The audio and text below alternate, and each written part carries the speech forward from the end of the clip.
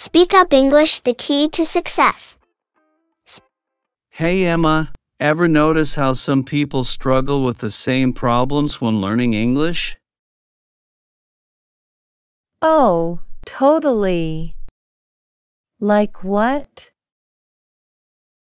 Well, for starters, pronunciation. So many words sound alike but mean totally different things. Oh yeah, like read and read. The past and present forms are so confusing. Exactly. And don't get me started on desert and dessert. Haha, right? One's a dry, sandy place, and the other's the best part of a meal. I always say, dessert has two S's, because you always want seconds. Nice trick. But it's not just pronunciation, is it? Grammar's a big one too. Oh yeah. Like when to use in, on, or at. Prepositions are tricky. For sure. People say, I'm good in English, but really, it's I'm good at English. And then there's the dreaded there, and there. Ugh, those drive everyone crazy. It's like English just wants to confuse us. For real. But hey, at least we can laugh about it. Remember when you mixed up bear and bear? Ha ha ha, oh man, I told everyone I was barely awake, and they thought I was talking about bears. See? English problems can be funny too. Alright, pronunciation and grammar are tough, but what about vocabulary? Sometimes, even native speakers mix up words. Oh, totally. Like effect and effect. I still have to stop and think about which one to use. Same here. And don't forget about advice and advise. One's a noun, the other's a verb, but they sound almost identical. Exactly. I remember when I told someone, let me give you some good advice, and they corrected me right away.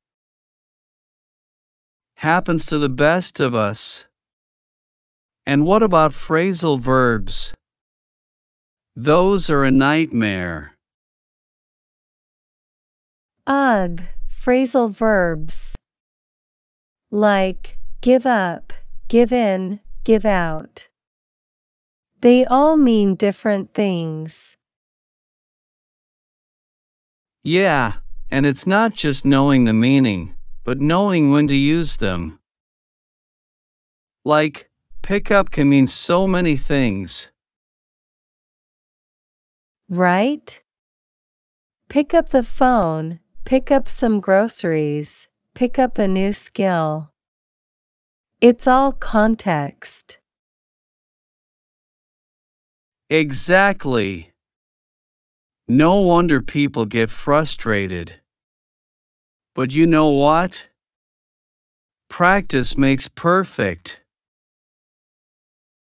Yep. The more you use these tricky words, the easier they get. It's all about exposure and repetition. And speaking of repetition, I think I'm finally getting the hang of who and whom. Haha, that's impressive. Whom still feels so formal, though. Like, who even uses it? Only grammar nerds, I guess. But knowing the difference can make you sound really smart. True. It's all about confidence. The more you practice, the more natural it feels.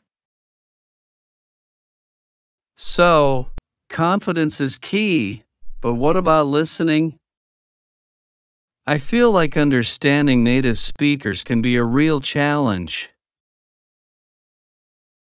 Oh, for sure. Native speakers talk so fast, and they use slang and contractions all the time. It's like a whole different language.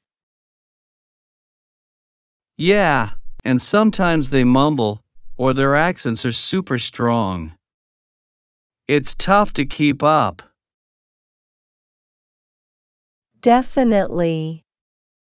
But one trick I've found helpful is watching TV shows and movies with subtitles. You get to hear the natural flow of conversation and see the words at the same time. That's a good tip. I've been doing that too, and it's really helped me catch those little nuances in speech. Exactly. And don't be afraid to rewind and listen again if you didn't catch something. It's all part of the learning process. And podcasts are great too.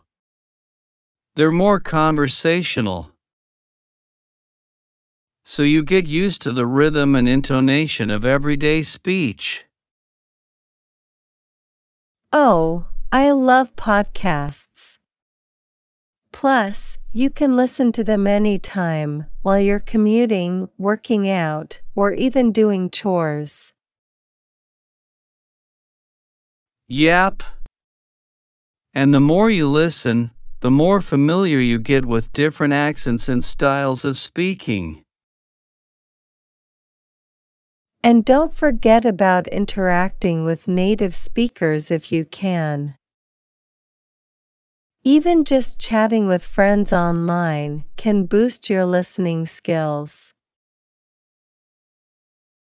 True. It's all about getting used to real-life conversations. And the more you expose yourself to English, the easier it gets. Exactly.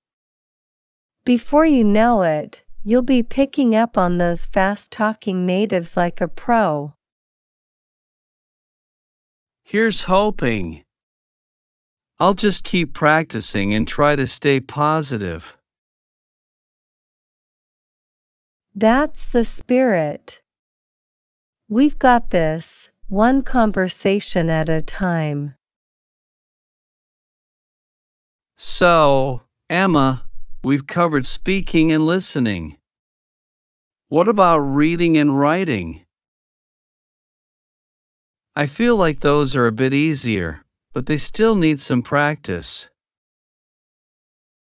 Yeah, reading and writing are definitely important too. Reading helps expand your vocabulary and shows you how sentences are structured. Right. And I guess the more you read, the more natural it becomes to use new words and phrases in conversation. Exactly. Plus, you can pick up on different writing styles, which helps you express yourself better. Do you have any tips for improving writing skills? One thing that really helps is keeping a journal in English. Just write about your day, your thoughts, or anything that comes to mind. It doesn't have to be perfect. That's a great idea. Writing regularly would definitely make it easier to put my thoughts into words. And don't worry too much about grammar at first. The key is to just start writing. You can always go back and check for mistakes later. Makes sense. I guess the more you write, the more comfortable you get with it.